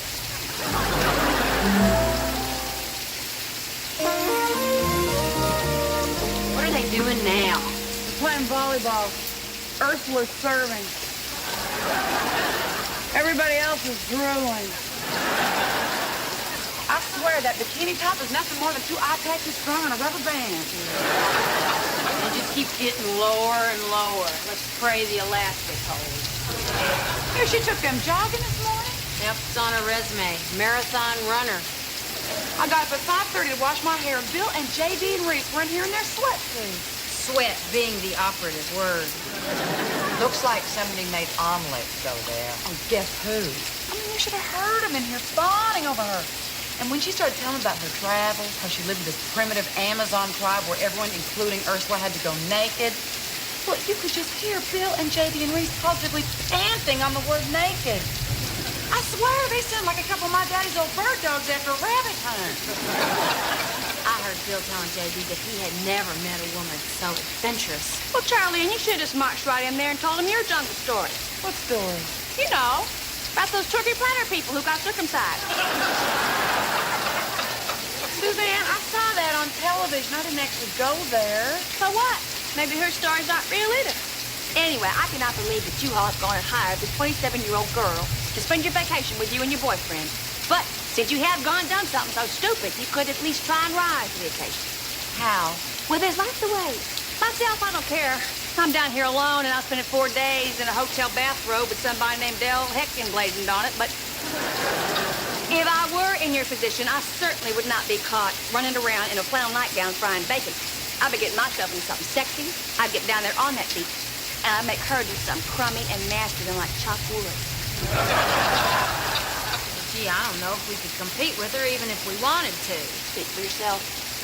Well, Suzanne, I don't want to hurt your feelings, but I saw her bra hanging on the towel rack in the bathroom. So you are not top dog anymore. How do you know? Because I could get my whole head in one second.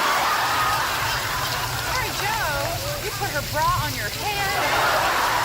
I couldn't help it. You know how that fascinates me. Well, Suzanne's cut fits me like a beanie, but Ursula's covers my whole face. Yes, well, Mary Jo, this just helps to point out the main problem these people have that I've been talking about. You are not competitive. I mean, here you have this gorgeous girl, gets up at 5:30, cooks your boyfriend's breakfast, then goes jogging with him. And what do? You're in the bathroom trying her brassiere on your head. I mean, you're as impressed with her as he is. And me not liking Ursula is not going to make J.D. like her less. That's right. As far as we know, she's a perfectly lovely, big-hearted human being who loves life and the people around her. And if we resent her for that, then we're just not the women I thought we were. So it is right we're acting petty. Kind of embarrassing, isn't it? On the other hand, I suppose a little wood chopping never hurt anybody. By the way, Celia, I expect the rest of the wood on the back porch. Thank you, Ursula. I guess I'll be going to bed now. Sam, we're all going to play charades. Yeah, you got your luggage. You're all dressed up. Why would you want to go to bed? Because I thought we were going out for the evening. Is that why you wore your little crown on your head? It's not a crown. It's just something to hold my hair back. Come on, admit it. It's a crown. You know, Ursula here was Miss Denmark. Oh, Mr. Watson, you make me blush. Actually, was runner-up. Yeah, but that's just because you wouldn't sleep with a judge, right? Well, something like that. But that's enough about me. Honey, that's what I was going to say. Yeah, I had a judge try and sleep with me once. Well, it was the night right before the finals, you know, so I just told him that I was already sleeping with all the judges, and I wouldn't be able to get around to him until after the contest. Well, that just made him more excited than ever. So the next night, after I was crowned the winner, well, I just reported him to pageant officials for homosexual activity with a hotel bellman. Well, I don't believe that requires comment. Now, it's going to be the women against the men, is that right? Right, and Ursula, we get her on our team because we're a man short. That's right. Ursula, you go first. You just pick one? Oh, wait a minute. We have to have a little conference first. What's wrong? No, Ursula was going to play. There's some in here we don't want her to have. Like what? Well, for instance, the Height Report, a study of female sexuality. I mean, I don't think we want to see her act that out. Good point. Better throw away One Flew Over the Cuckoo's Nest. What's wrong with that one? Nothing, unless you don't mind watching her flap her arms. So just give her Benji. Then she'll have to act like a dog, and I'm going to sleep. Benji's too easy. What are you writing, Julia? Something I read a few weeks ago. I don't know why I didn't think of it before. It's bland, it's dull, it's foolproof. Kissinger, a compendium of thought on the man, the power, the politics. Perfect. Ursula, sorry we took so long. Here, Ursula. It's for you. Thank you. Take your time, Ursula. Don't let them intimidate. Yeah, I don't like the way they took so much time with this. Okay, I'm ready. You're never gonna get this.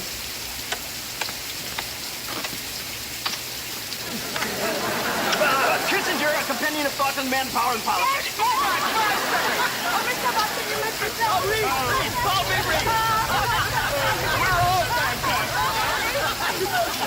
got any more good ones?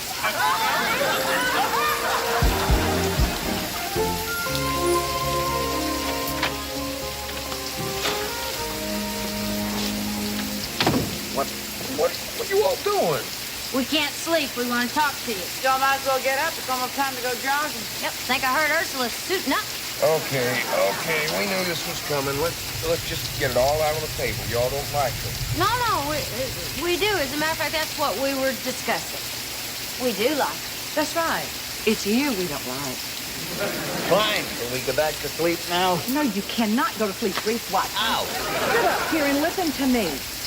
I've had about enough of this foolishness. I'm a mature woman with a grown son. But for some reason, every time I go away with you and our friends for a weekend, I am reduced to participating in these pubescent teenage situations where it's the boys against the girls, and it always ends up in a big fight. What I want to know is, why?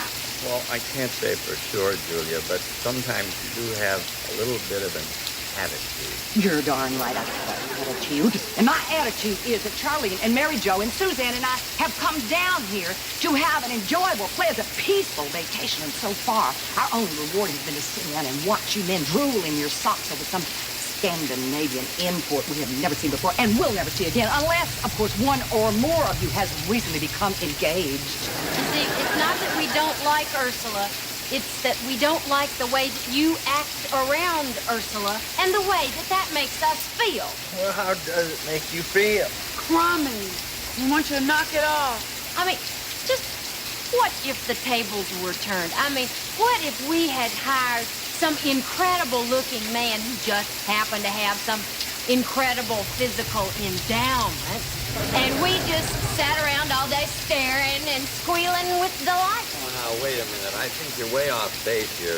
I haven't heard anybody squeal with delight. I might have once.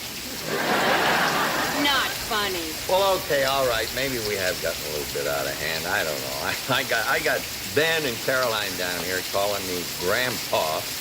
This beautiful girl walks in the door, makes me feel a little younger, a little brighter. Maybe I did step over the line a bit, you know, trying to recapture the heady exhilaration of male camaraderie and lost youth. You know, I think Reese is right. We have all been a little inconsiderate. Truth is, Charlene is so spectacular, I forget that she could ever feel insecure around anybody. You know, there are no other women in the world like you three, and of course, Suzanne goes without saying. Amen. At least I've never come across them. You never will, J.D., my friend, because after these women, there can be no other women. Lest we lose our manliness in search of pale comparison. Or even in some other way. Come here. Now, Ms. Sugarbaker, let me reiterate once again that I am hopelessly ashamed and unabashed in love with you. Now, what do you say? I say you because the integrity of yourself needs to be taken very notches. Yeah? I say that you're just the girl to do it. You make me blush.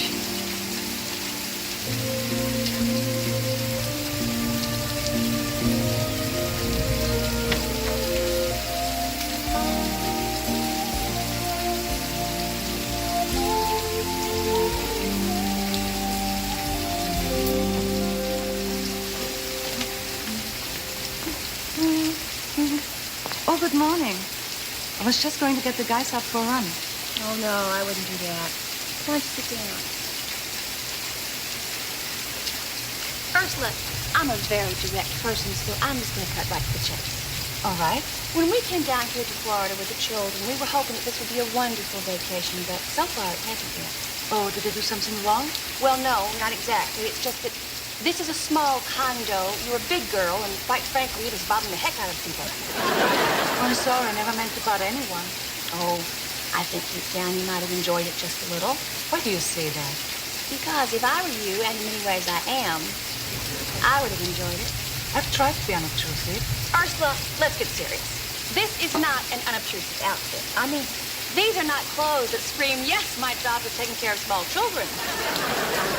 Well, that could for change. No, I don't think that would help. I think you're just one of these people who's too much. Too much? Yes. Julia and Charlene and Mary Jo would never tell you so. They're too nice, but I can tell you because I'm too much, too. I'm sorry, I just don't know what you mean. I mean, your smile is too big, your heart is too big, and quite frankly, your breasts are too big. So what are you saying? I'm saying I want you to take your big knockers and hit the road. If you wouldn't mind. Well, I guess there's only room for one queen bee around here. That's right. And I'm afraid I'm it. You're an interesting woman. I admire your directness. I thought you would. Well, I'd just be getting that job. I'll write you a check. And don't worry, I won't tell anyone about our little talk. I'll just say that you were called home to dinner. Right.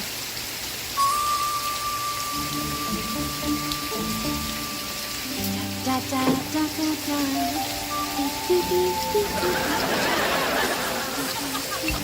Well, girls, happy vacation.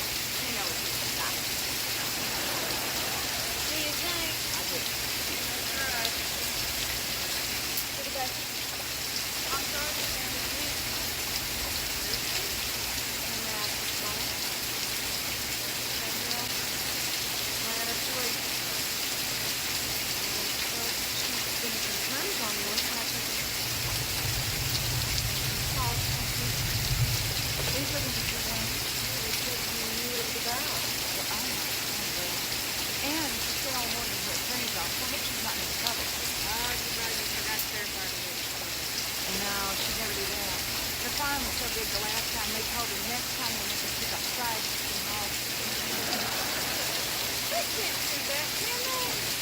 Anthony, can you make me pick up Francis Green Hub and I don't know. I guess so. They can make rapists and murderers go to prison and learn how to cook a cook. Wow. wonder the police would call me to get this thing. You didn't turn me in again, did you? Anthony, you can't let me do that anymore. Certainly hope not. You sure didn't hesitate when I first came here. I mean, every time there was a police composite check of a black man on the news, you turned my name in. You know, that can kind of wear on your nerves after a while.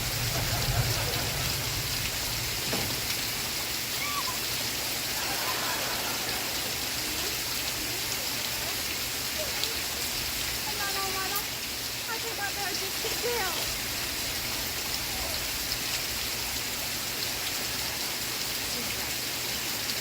Today, police just called here. Would you like to tell me what's going on? What is going on is I just found out this morning I've been financially wiped out. Look, I lost something. What? How? My account is just maxed off. Man, I'm supposed to be the past 6 years. What do you say? Absconded, everything I own. Absconded where? You behind me, Dad. You think I'd be sitting here without fighting of it over the business? I'm inside and I'm every time I travel with this kid. No, Charlene. I mean, the police know he went through custody state. Suzanne, how much money do you have? For starters, I owe the IRS for the past 3 years. They put one of those lien things on the house and had the stuff in it. Cleaned out my bank account. I hope you all like this house because I'm going to be there for a long, long time. Probably have to steal gas station soap and wash it out my hands. Suzanne, don't be ridiculous. You're not going to steal off the clothes. I was feeling the same way with Catherine. You haven't been fine in life. Yes. Yeah, but Reggie back home told me what they were for, and I got touched. He said, well, there's two girlfriends, and the girlfriend's falling Becky. So, I mean, you'll be upstairs now, can't you? And falling Becky, you're broke now, too. Want me to share an apartment with you? I never was confused with Don so close. That's all. Charlene, do you mind? Sure you can get something from the IRA. If you can get an extension. My attorney said they shut it down. I can't even write a check for $5. Not really. It's all about. Little food happy. Yes, well, now we all know why. Reggie, that picture. I'd give it to wasted everything around. Why not? Well, I'm certainly glad to see that you're working from a photograph and not a still. Read what he wrote. Suzanne, I'm kind of happy with money. Love, Reggie. Then I still think there's something to do. We can put some money together. We can feed a little time. 3 years to that taxes. We're going to need more than time. Anyway, I refuse to get this out of that awful IRS front lawn. I mean, it's just too humiliating. As far as I'm concerned, they might just put a big billboard out there that says plain or format. I don't know. I think that sticker's impounded. There's an awful wailing and carrying on. This one's wailing. Yeah, I guess so. Not just very well. Power like that. Well, I'm going to go in here and tell you not at all. Oh, I will. Fine. Because she's real sort of good. It has a whole set. Where do you want this to go? Oh, you know, if I put the chair that's going up for office. Julia, you remember that lamp? That's the one that Mother used to put on and all the time. One of us measurements, that pole. Yeah. I might set off the other doctor. You, on the other hand, create a nice little. Suzanne, this is a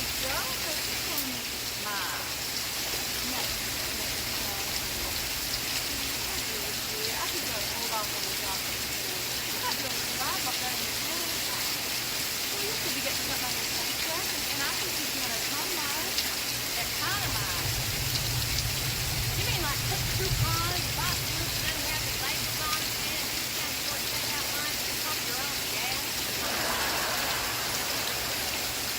Yeah, something like that. I'd rather be dead. Okay, you won't put your clothes on that. Why, there's one thing I can try. Because it has been in there. I think you can go. Someday I'm going to find that you're not, and I'm going to scared about her. Almost yesterday. I was tired and naked and dead shaking around. Covering it from head to toe with honey. Then I want to release thousands of millipedes into the injectable rabies. You've given this some thought, haven't you? Yes, I have. But I want him to suffer for what he made me do. Happen to get married to someone else in love.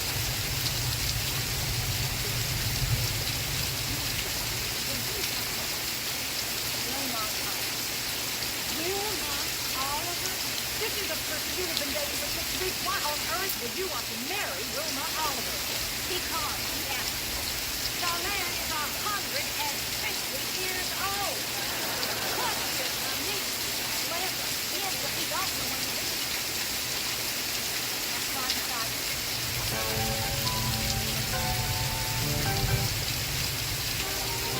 Yes, I shove off. Chelsea Dan, I put up as many coaches as Yankee Mac as I could. These are the ones that were left over.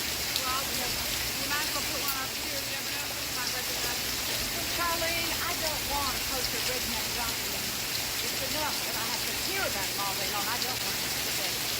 Yeah, I'll be up front. Okay, by the way, if you don't want to look at that mess, don't go into the men's room and bring out bus station. Jamming it all through songs. Right. Thank you. Julie, if you don't mind, I think I'll make some flowers and chocolate. And you know why you bothered. Wilmot's not taking it. It's going to take that money. Now, come on, Julie. We at least have to be civil. Mary Jo, you never met the man. You've never said a civil word to anyone in here. Why don't you see them to you? Well, you know, where the welfare concerns, Suzanne's a bookie. Come on. I suppose it must be amusing to date somebody who has his own jet, his own box. Mary, a whole other thing. What you're saying, like, this crowd, I mean, this family, 4 children, 11 years. Never left home. Never done anything since the day they were born. Swallowed over money. How they get desperate. Wrong. You said it's not serious. People are hard, poor, rich. They just wait until they die. Meanwhile, and name and mutilate each other. Now, Julia, you're making that up. There you go. I got making this up. I went to college with Dorothy Green. Her brother Edison got one eye. And she, what's the price for a slingshot? Now, the younger brother, Dexter, wanted to marry, but he got himself so say, slipped in an unfortunate push-a-train accident. This time, everything's in trouble. That's what you never hear about. Horseshoe tournament accident. What's Dexter do now? He's dead. In the choir. I mean, you can really hit those kind of... I'm sure it must be just a coincidence. Nonetheless, you can imagine how thrilled they're going to be with Suzanne cutting into their inheritance. Knock, knock. Hello. Here we are. Wilmot, do you remember Julia? Oh, yes, I've known her forever. But crying out loud, Suzanne, introduce me to the people I don't know. Well, I was getting to that, but I don't think on tape. This is Carlene, our office manager. Hi. How do you do, Carlene? And, Mary Jo, one of our decorators. Hello. What's that? Hello. Well, hello to you, too. Oh, hello, what's that? I said you're a little hard of hearing. Oh, of course, Feather. I am not a little hard of hearing. I am a lot hard of hearing. Well, Roland, let's get this show on the road. Right-ho. Oh, everybody gets rolling. Hello. Just so thrilled to be here for all these pre-nups. Quick, action, folks. Hear me? I'm going to take you over there and show you our agent, okay? Well, what is taxi waiting for us. A bus?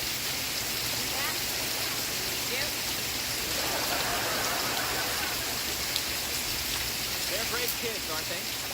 And you all must be so excited about the big wedding. I tell you, I just puddle up every time I think about it. You know, they're just so in love and they have so much in common. Like that was meant to be. Rose. That's right.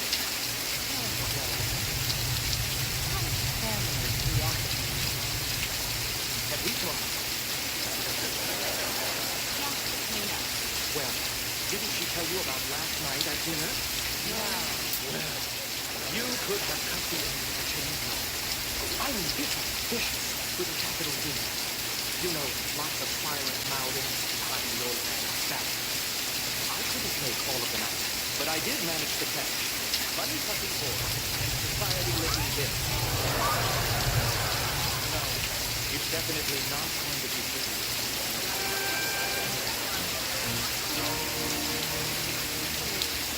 Mary,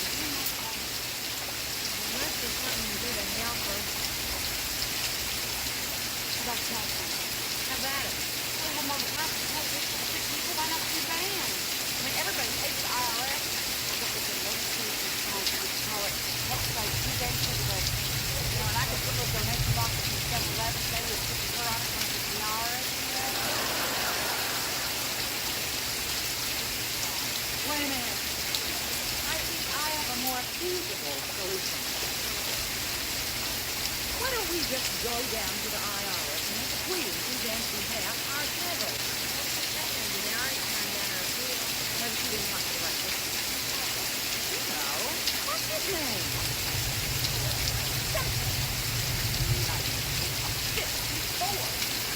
Ray Dunn?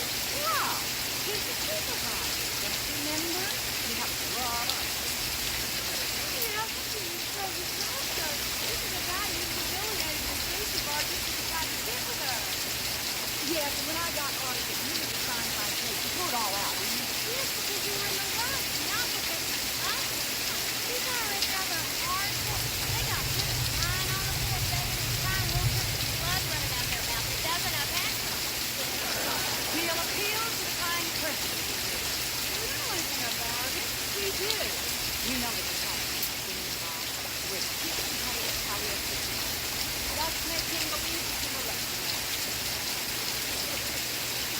We're going to wear some decent clothes and orange and blue. No, Charlie. We're going to win him over playing his game. Well, Mr. Victor, I was very surprised at the call. Well, the order was over a year ago, and I haven't seen your name come across my desk since. Oh, I'm not here now. You're not? No, and please talk to her. Either my girlfriend, Charlie, hi. Yes, exactly. And I believe you also met my sister, Suzanne. Yes, you reached out very fast. Yes, well, unfortunately, she's fallen on hard.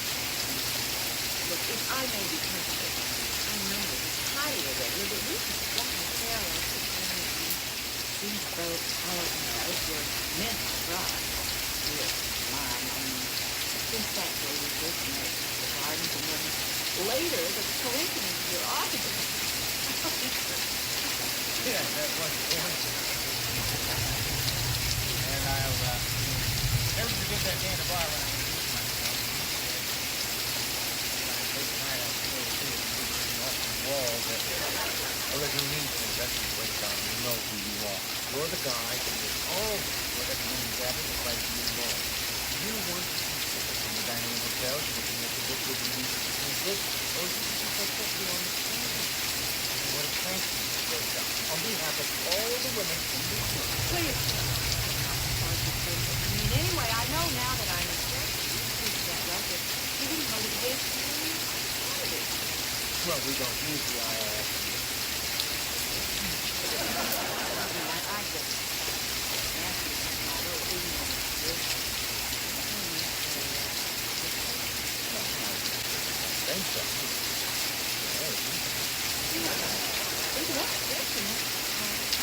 Well, it really stepped off the page. Oh, yeah. Well, she No, dear. Well, I wouldn't have believed that. Who would have guessed? Be careful of that, Rick.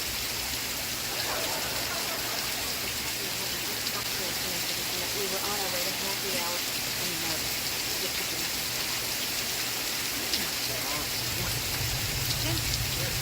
Colonel Revens. Sure, he wouldn't be interested in having a conflict with that.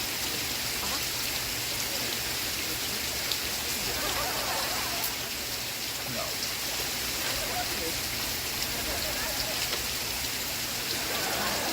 Suzanne, remember? It seems that her account had started with offer of remission. And now the IRS has put a lien on everything she owns. Very sorry to hear that. And the worst part is, she's losing her fantastic indoor swimming pool where she has all these swimming supplies in our party. And they're open house. Yeah. And I know it isn't relevant to anything, but have you ever done swimming? You know, where you're right there, with all the beautiful white snow, up close, all you can see is sea rising off hard, firm, single.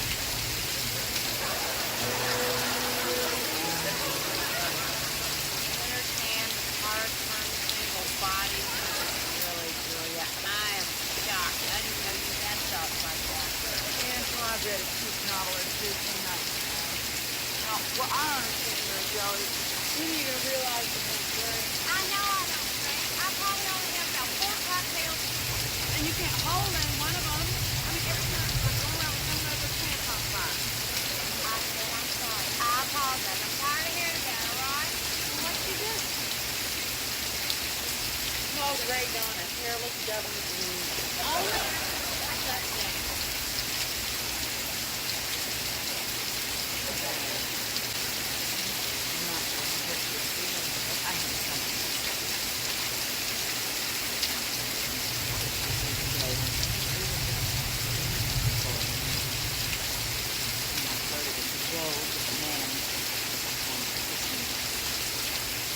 Not to mention humiliating himself in speech and demeanor. And compromise with almost every principle by which I live in something socially proud, a representative of the United States government. Now, to me, I think this should be extremely important. I know, but what? That, if Mary Jo and Charlene and I are willing to go this far to keep you from Mary, till not all of us, then I would urge you to give that a little consideration. Amen. Well, I have given it some consideration. I mean, what I want, Mary Jo, now. Children is so weird. Every time I go over there, they just keep trying to measure me, but they never tell me why. And then they see a little chalk outline of a body on the floor of the guest room. Stuff. But just don't marry me. I have to. Oh, come on, Suzanne. Yes. Scarlett O'Hara. You think Scarlett O'Hara sat around waiting for Brett Butler to bail her son out of a sling? All right, Scarlett, you can get some men to take care of for her. She didn't want that. You just get in, that's all. I'm not going to say one day at a time. There's an office shopping. Let me figure out what you're buying. Why not? Maybe I said I had to.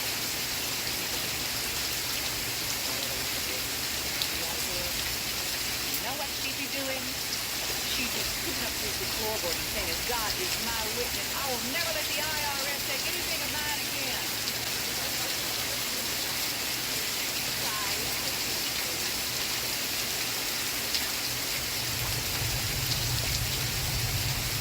Call it enough. All right, I'll do it. I'll do the wedding song. We're gonna get through this somehow. Yeah, I mean, meantime, I think I'll be celebration. Celebration? No, where am I going out after the day we